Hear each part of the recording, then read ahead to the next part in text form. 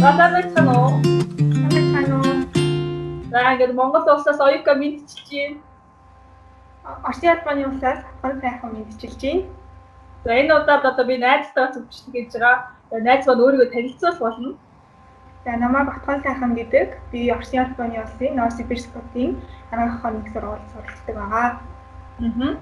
За тэгээд чөлөөт цагаараа маш идэвхтэй хөдөлмөрч бүтээлч зүйл хийдэг. Тэр талаараа өөрийгөө хальт рекламд бол. За чөлөөт цагаараа би ном унших дуртай. Тэгээ номын тэмдэглэл бичдэг байгаа. Тэрийг Лизбет гэдэг Facebook пэйж дээр тэмдэглэлүүдээ бичдэг. За мөн зөвхөн номын тэмдэглэлч биш, янз бүрийн бичвэр, төрөл бүрийн нийтлэлүүд бичдэг байгаа. За мөн зөв хооллолтын талаар нэлээд их судалдаг. Тэгээд эрүүл амьдралын талаар зөвлөгөө өгдөг. Нэг мини блог Instagram дээр ажилладаг байгаа. Тэгээд тэрнгээрээ охтуудад тусалдаг, зөвлөгөө өгдөг. Тэгээ Facebook дээр Lizbet гэсэн Facebook байгаа. Instagram дээр болохоор lifestyle доорч Lizbet гэсэн мөн Instagram аккаунт байгаа шүү. Байгаарай. Автоорой, контакт хараарай.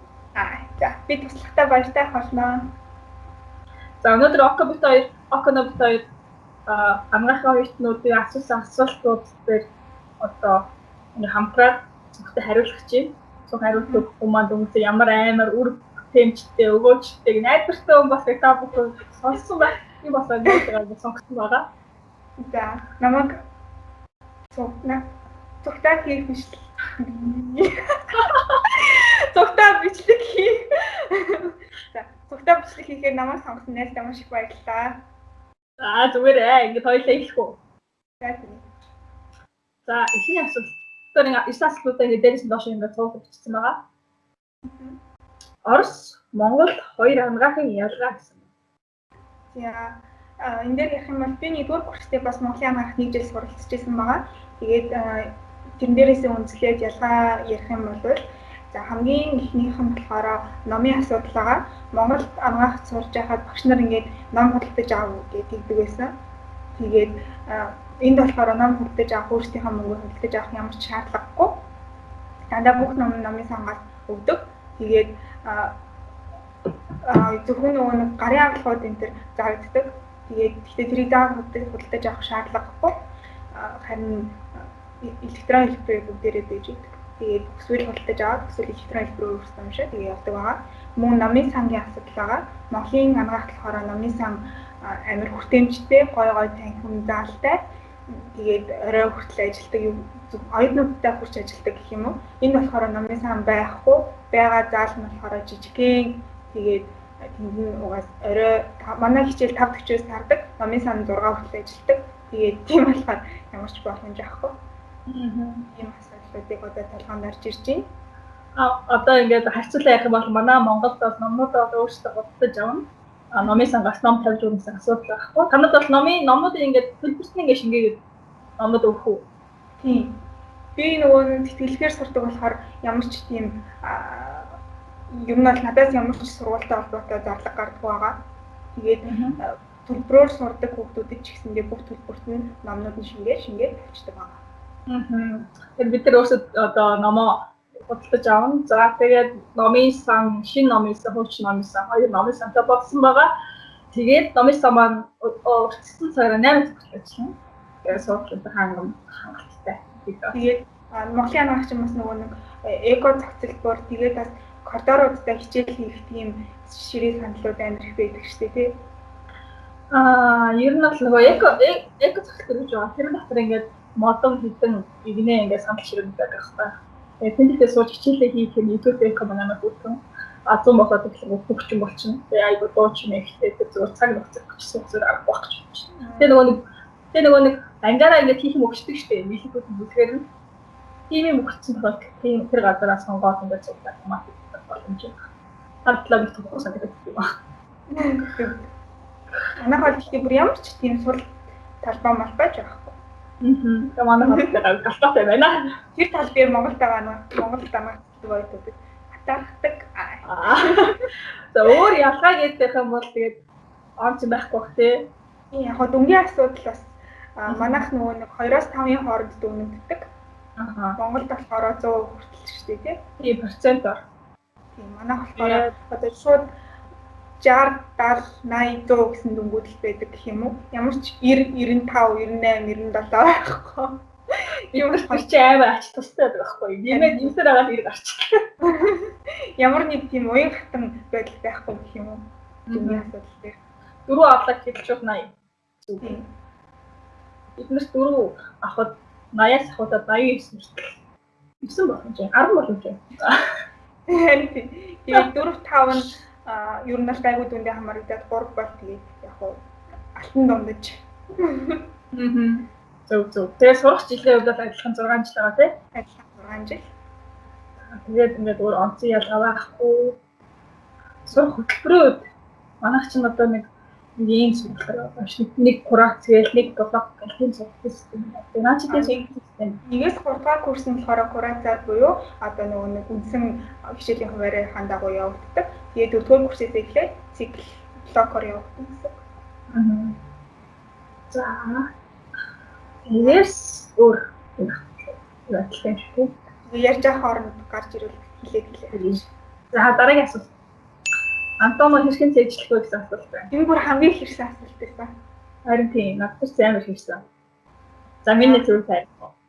Антомо хэрхэн цэжлэх вэ гэхээр уншаад тэгээд ойлгоод дараа нь атластайгаа харьцуулж хараад дараа нь нөгөө нэг ясан дээрээ булчин дээрээ эргэтэнгүүдийнхаа нөгөө нэг муляж гэж байдаг шүү дээ. Тэрэн дээрээ хараад тэгээд явах хэрэгтэй. Энд болохоор антом цэжлэхний давуу тал нь латил үздэг манайх. Тэгээд Монгол болохоор латил үздэг шүү дээ, тийм. Тэгээд латил үздэгийнхэн давуу тал нь болохоор шууд нөгөө нэг латинаас орс руу орчуулахаа мэдээ. Тийм болохоор яг юу илэрхийлээд байгаа гэдгийг нь ойлгоод тэгээд цэжлэхэд амар байсан. Монгол сурж байхад болохоор шууд ингээ хар ухаанаар ос гэдэг нь яс гэсэн үг юм бах та. Тийм өөрсдөө тэгж хэлдэг. Тийм тэгж явж ийсэн. Энд болохоор шууд ос гэдэг чинь яс гэсэн үг шүү дээ. Мускус гэдэг чинь булчин гэсэн үг шүү дээ. Гээл тэгэл. Амар дөхөн байсан биз дээ. Манайхан тийм бол зүгээр нэг ном тавьж өчөөсөө уншгээл.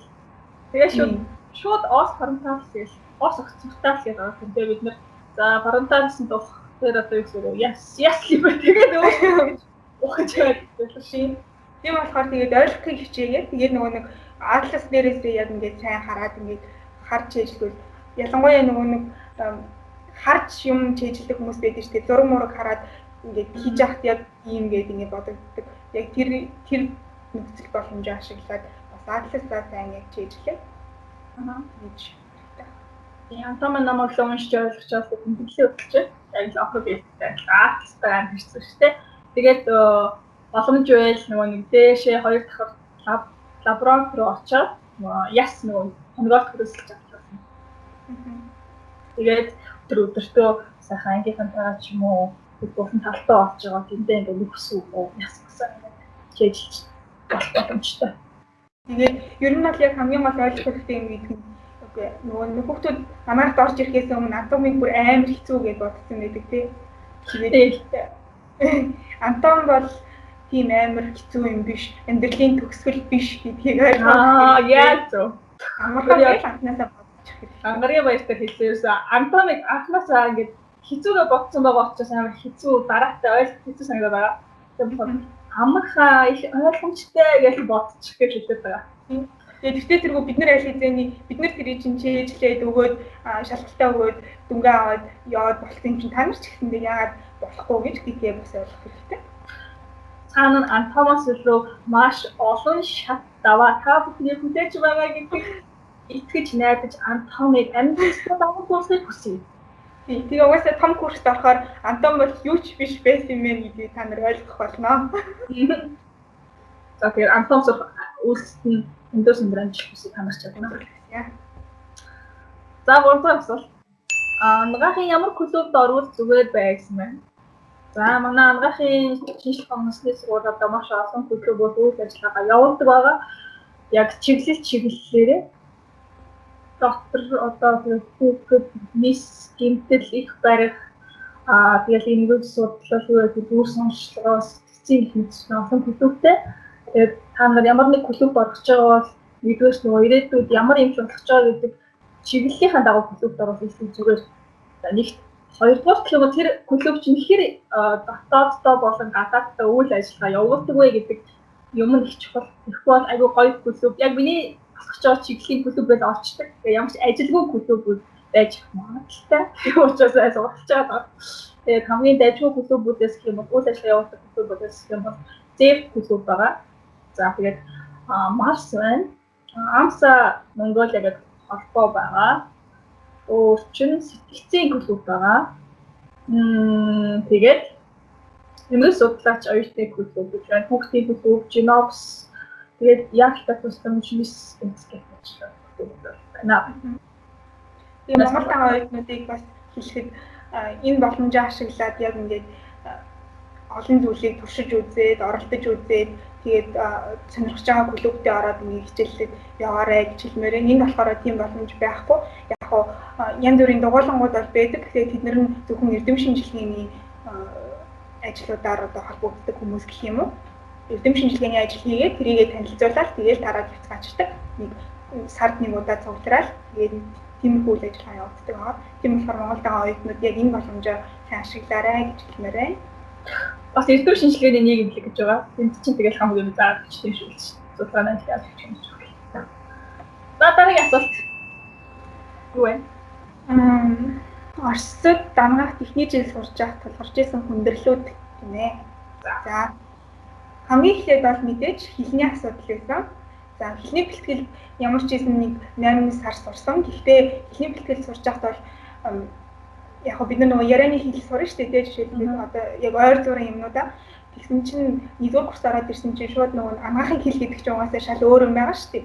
Тэгээд тэрийг ингээд анх юусэн юуж ойлгохгүй. Тэгээд тэрнээс гадна хэлний бэлтгэл сурч байхдаа нөгөө дандаа гадаад оюутнуудтайгаа харьцдаг байсан хоорондоо.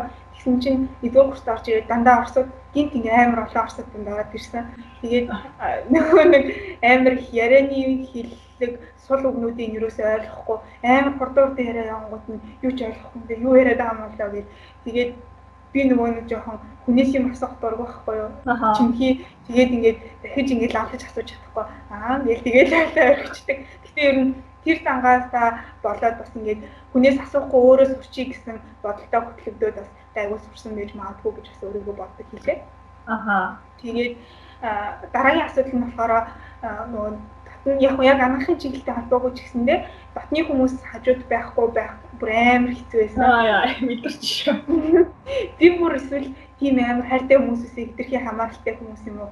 Эсвэл угаас хүн болгон тулгардаг асуудал юм уу мэдгүй. Ямар ч гэсэн бүр тэгээд одоо багштай загнуулчаад ч юм уу ямар нэг тааруу дүн авчаад ч юм уу эренгүүт ингээд зүгээр дээ гэж тайвшруулах хүн байхгүй, яриад гомдлох хүн байхгүй, бүр өстэй амар хэцүү. Зүгээр хаяалт гэлгүй явчихмаар санагддаг байсан.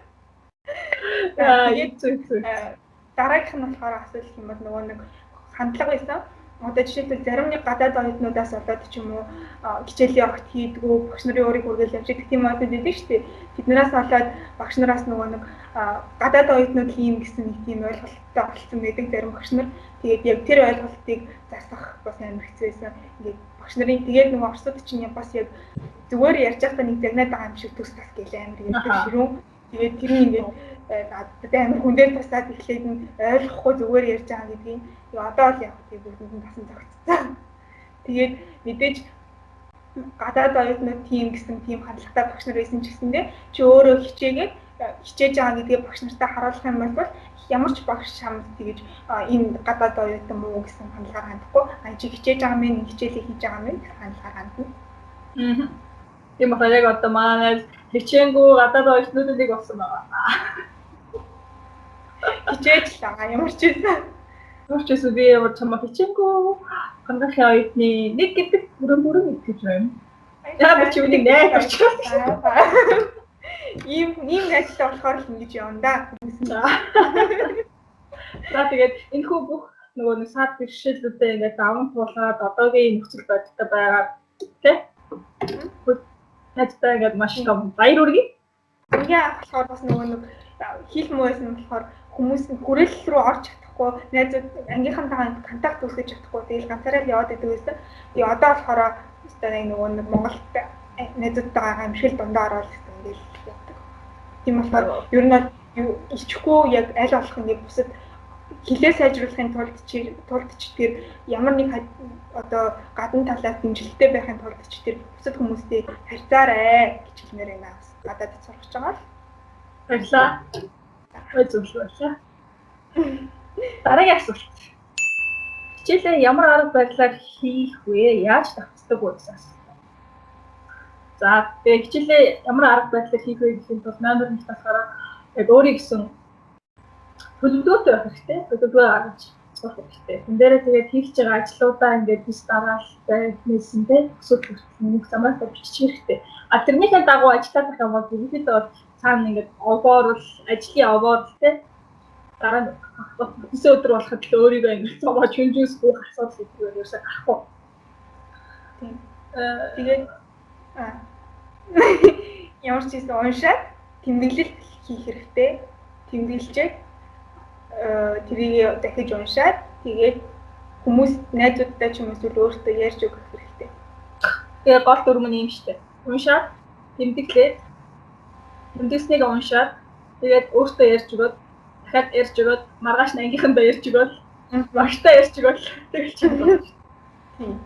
Нөгөө бол дэвтэр дээрээ тэмдэглэж хэрэгтэй зөвхөн нөгөө номдоо надад номоо уншаад ойлгочлоо номоо хаачдаг маргааш нь өглөө нэсэн чинь асуух юугаа санахгүй. Харин тэмдэглэсэн байхад нэг ачаал бүгдлээр маргааш нь юугаа санахгүй байсан боловч дэвтрээ нээхэд ингээд юм аа шууд зураагаар санагдах. මොකක්ද мэдээж айгу ачаал бүгдэлтэй. Тэгээд бас ярьж өгөх өөртөө ярьж өгөхөөс амар даваа талтай. Багштай ингээ хариулж байхдаа яг өөртөө ярьж ийснаа шууд ингээ сананд ороод яг тэр ярьж ийсэн юмудаа ингээ л дуржмалаа л ярьчихдаг. Намайг гоё ойлгосон юм отчих бичгтэй. Тэгэл ойлгосон юм яг ойлгож нэр ойлгож уншчихгүй шүү. Ойлгохгүй. Уушчаа яг номны үгээр нэр ямар шиг. Тэгээд тэмдэглэл хийхдээ нөгөө өөрийнхөө үгээр олборч тэмдэглэл хийх хэрэгтэй. Номны үгээр биш яг ойлгож байгаа. Яг чи юу ойлгож байгаа яг тэр үгээрээ тэмдэглэлээ гээд тэгээд эхлээд нэг яг дараа нь тэмдэглэлээ уншсныхаа дараа тэмдэглэлээ огт харахгүйгээр ярих гэж хичээгээд өөртөө ярьж өгөх гэж хичээгээл тэгээд тэмдэглэв. Тэгэж авалтаа тавхад авахгаа үзээрэй. За дараагийн асуулт ангаахад орохын тулд юу uuж сурсан байх хэрэгтэй вэ? Ороод бас юу мэдэхгүй байна. За тэгэхээр ангаахад орохын тулд юу мэдэх хэрэгтэй вэ гэх нь нэгдүгээр 10 жил байхдаа биологи гэсэн хоёр хичээлээр эсэлтийн эрдийн шалгалт өгөөд статистикээр 50% ингээд дундадчлагдаад оног ороод жагсаад ангаахад орж ирдэг байгаа. Тийм учраас та бүхэн хим биологи хичээлтэй хийх нь байна. За тэгээд тусдын хичээлүүд дээр нь давтлага аваа юм гэсэн шүү дээ. Давтлага аваад ер нь бол 10 жил аюу их цаг завтай юм чинь цагаа тохируулаад багшийн давтлага аваад үнэхээр эмч болын эмнэлгийн мэрэгчлэн болъё гэж хэлж байгаа бол давтлага аваад тэс бэлт хэрэгтэй. Тэгээ гол хичээлүүдтэй гол анхаарлаа хандуулаад бүх хичээл одоо ингээд онц сурдаг хүүхдүүд чинь бас тийм мэдчихдэг бүх хичээлдээ бүх анхаарлаа хандуулгаад ингээд амар хичээдэг. 11 дугаар ангид бол ерөөсөө тийм багад хэрэггүй байх гэж би бодож байна. Би ер нь 11 дугаар ангид байхдаа зөвхөн хим биологид маш их анхаарал хандуулж ирсэн. Тэгээд бусад хичээлүүдээ болохоор зөвхөн мэдээж хийхгүй бүр огт хаяхгүй. Гэхдээ бүр ингээд яг амар бусад 19 дугаар ангид өгдөг байсан шиг тийм их анхаарал хандуулаагүй өнгөрөөсөн. Хим биологийн хичээлдээ бол маш их анхаарал хандуулсан. Тэр би ч гэсэн математик үндэд байж байгаа амар шиг тийм биологи өгөөд орчихсон шүү дээ. Тийм би ч гэсэн математик үндэдээс орж ирсэн. Тэгэхээр ингээд химийн үндэд орох гэсэн чинь багасаа хамт явсан мэсээ ангиас ерөөс салмаагүй санагдаад тийм үндэд байлаа. Би бас нэг хоног химийн үндэд байжсэн шүү. Тэгээд дээр яг чиний перфектэй адилхан анги дээр авчихсан. Тэгээд буцсан. Тэгээд тэр юу ах нөө манайхаа математиктаа дажгүй хүмүүс ер нь хим биологи ойлгох чамаатай байна. Ялангуяа математик сайн хүмүүс нэрнээсээ химийн бодлого дэрнийхээ амар асуудал үүсээд байдаг шүү дээ. Логик нь ажилтдаг хүмүүс байна. За математик муу хүмүүс мэдээ гомдоо. Зүгээр хим байх ёстой гэж хэлээгүй шүү. Тийм. Яа тэгээд ороод юу мэдхгүй гэдэг чинь ороод Гол чи хүмүүс ихтэй хамсаа хэлээд яриад явчихна. Тэр хоёр ярих юм бол өнөөдөр чиг юм байна. За дараагийн асуулт руу орлоо шүү. Яаж олон юм зэрэг амжуулах вэ? Ачааллаа зохицуулдаг байсан байна. За мэдээж хамгийн эхлээд бол төлөвлөгөө. Бүх юмнуудаа төлөвлөгөөний дагуу хийвэл олон юм зэрэг амжинаа.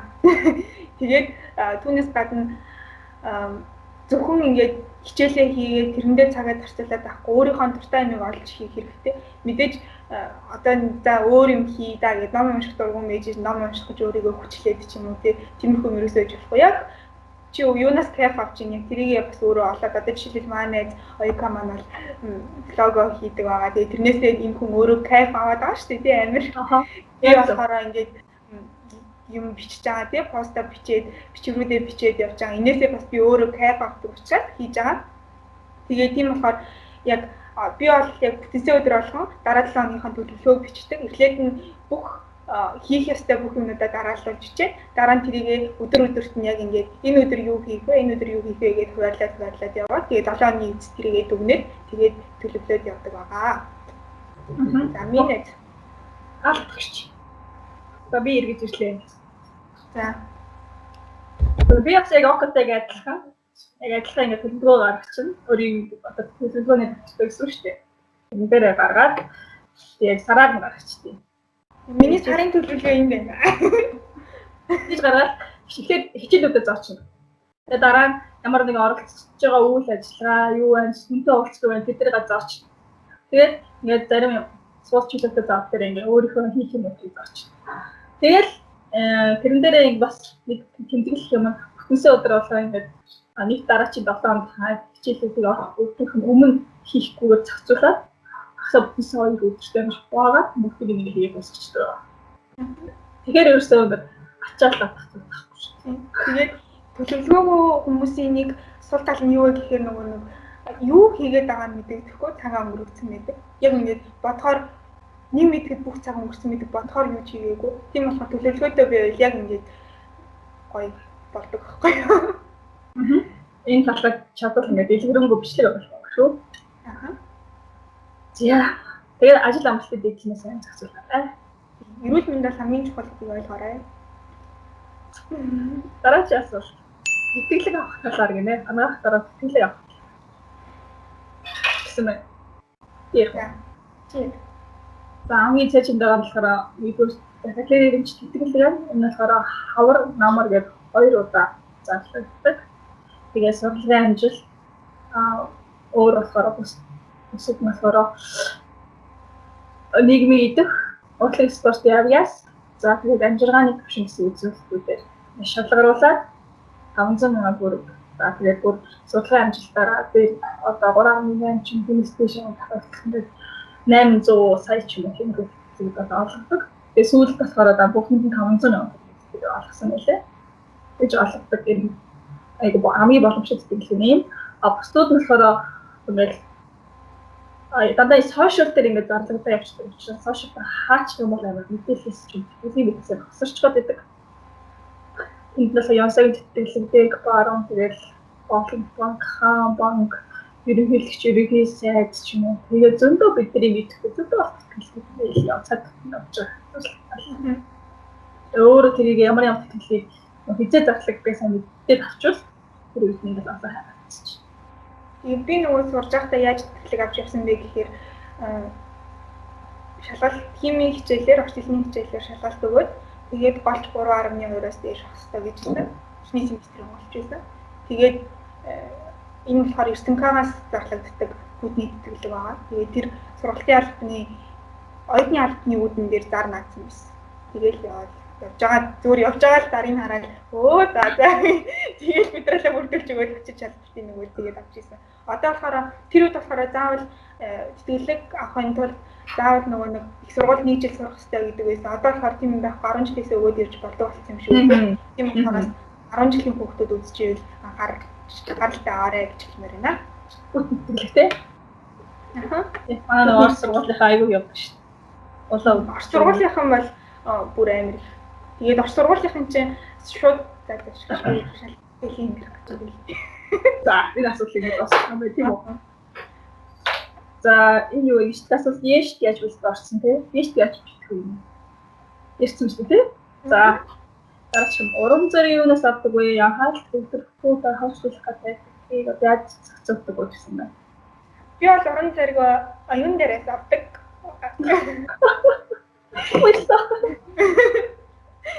Гэтэ яг ингээд уран зориг авдаг. Ер нь бол зорилгоо ухамсарласан байх юм бол уран зориг санаас ундраал байна. Гэхдээ хүн юм чи мэдээж юу ч хэмээргүй санагдах, бүх юм болохгүй байгаа юм шиг санагдах тийм үед мэдээж тохиолдно. Тэгээ тэр үед нь яг юуны төлөө чи энэ бүхэн хийгээд байгаа юм бэ гэдгийг ухамсарлаа. Тэгээд чамд одоо тийм хүмүүс идэв шүү дээ.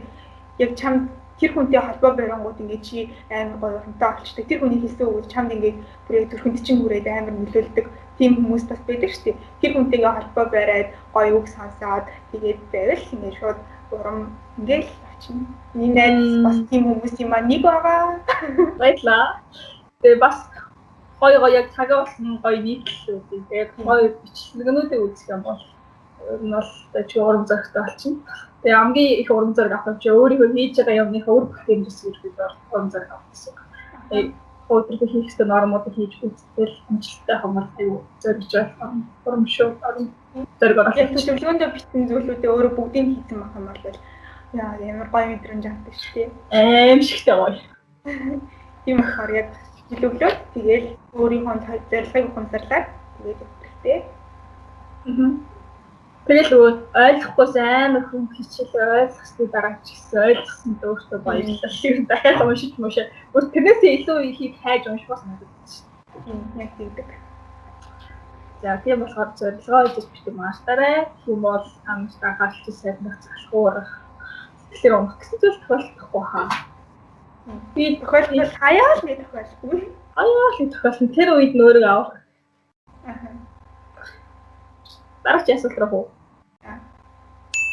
За резидент гэж юу вэ? За Монголд бол резидент гэдэг нь бас одоо даглагчигч эмчи гэж байгаа. Тэгэхээр одоо бид нар анагаахын боловсрол логох ихтэй сургууль гэдэг 5 жил 6 жил өсөө суралцаад төгсөж байгаа. Нэгний дараа өөрийнхөө цаашаа нарийсгаж байгаа мэргэжлэрээ 2-3 жил резидент нарийсгах мэргэжлээс хамаарна гэсэн хугацаа. За гэмэлгүүдээр ингээд яг л даглагчигч эмчигтэй тийшээ зарагдаалгүй юмтан ингээд үсгэж үзээл яг ирэхдээ явна. Ямар нэгэн цалин хөлсөд асуудал байхгүй. Тэгээд резидентийн жилиг дуусгасныхаа дараа ч чихэн нарийн мэргэжил олох сургалт руу орно. Одоо би дотроор резидент хийлгэж бодсон шүү дээ 2 жил. Тийм бол дараа нарийн мэргэжил олохдоо дотрын юугаар гэдгээр дахиад хийх юм шүү. Тэгээд ажиллаад сууя. Тэгээд төгснөхийн дараа нэг бол ингээд резиденттэй орчуулж чинь эсвэл цаашаа өргөжлүүлээд магистртаас орчуулж чинь тэгээд цаашаа эсвэл ч одоо ерхий мэргэжлийн хийж болж чинь хүлээ авах чинь гурвч юм тий. Тийм боломжууд байгаа. Манайх ч гэсэн бараг ямар ч ялгаахгүй тий. Юм байна. Тэсэнгүү. За тэгээд бас яг ингэж адилхан юмч нартай заагдаг. Гэтэ угаасаа ингэж имжил болох гэж байгаа юм чинь тэгэж дадлага хийж ижил юм сурна шүү дээ. Тийм болохоор энийг нэг хүмүүс яалт гэж хүлээж аваад хэрэггүй л ах гэж боддог. Тэгээд угаасаа өөрийнхөө төлөө өөрийнхөө ирээдүйн төлөө хийж байгаа юм чинь нэг 2 жил зочиод тэгээд дараа нь ингэж өөрөө гоё хийж болж шүү дээ. Намайг бас нэг резидент хийх хичээлтэй ч юм уу сурах хичээлтэй өөрөө өөртөө хөрөнгө оруулалт хийж байгаа гэдэг амар сонирхолтой сурч байна. Тэгвэл босод нэмэлгийн ажил чинь юм хийж өгч байгаа юм шиг хандаад байна. Хичээж. За юм байдаг байна. Дараачих нь юм байна. Монгол хэлэн дээр байдаг амрахын сайж байдаг гэсэн байна. Миний мэдж байгаа хамгийн номер medbedmonzik.org гэдэг монгол сайт. Бид нар болохоор гадаадын баталгаатай их хүмүүсүүдээс амрахын холбоотой мэдээллүүдийг ингээд орчуулаад сайт дээр тавьдаг. Тэгээд учраас аюу найдвартай баталгаа сайт.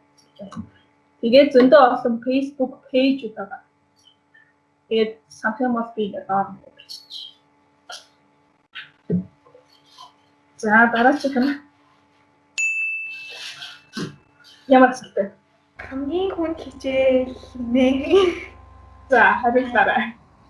Хичээл яг хамгийн хүнд гэхээсээ илүү хамгийн хэцүү багштай байсан хичээл юм уу? Аха.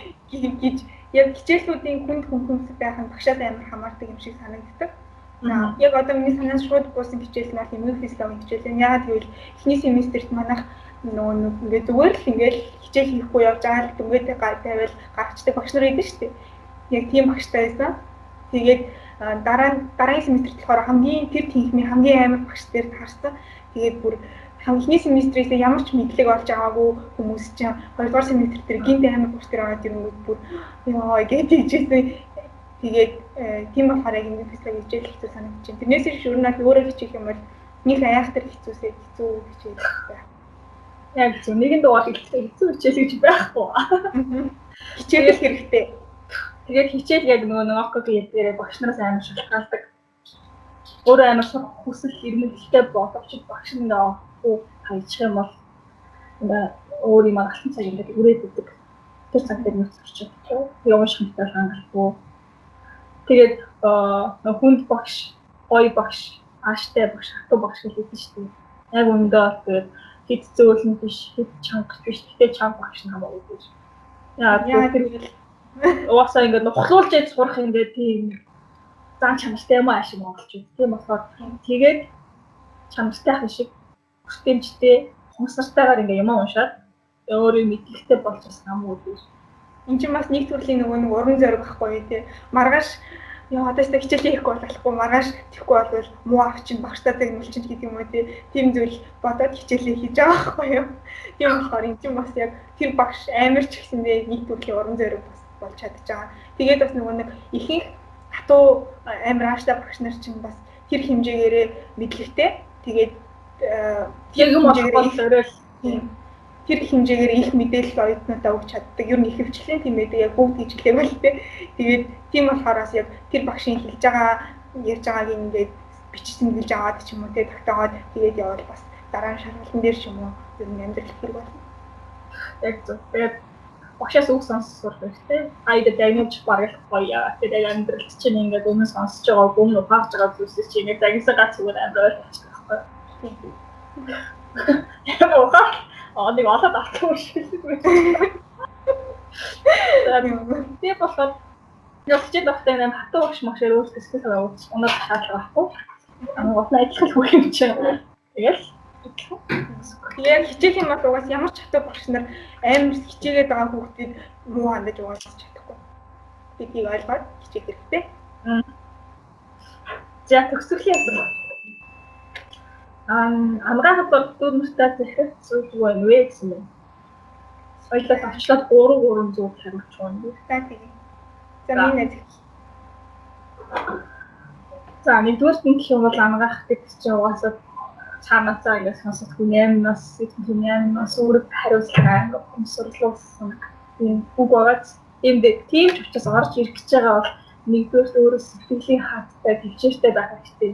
Яг тэр нэгдүгээр курс, хоёрдугаар курс хүртэл ингэ шантах үйлдэл гарын ихсэн бодлоод ч боддог тийм учраас төвчээртэй байх хэрэгтэй. Хоёрдугаар гэх юм бол өөрийгөө энэ төвчээртэйгээс төвчээргүй байдал авах үед заагаас авч гарах тийм уран зоригтой байх хэрэгтэй. Өөрөөс сэтгэлгээтэй ч юм уу би болж бүтэн дэлхийг уушаа дайчин байх тийм. Дайчин байх сэтгэлээ ингэ өөртөө байх хэрэгтэй.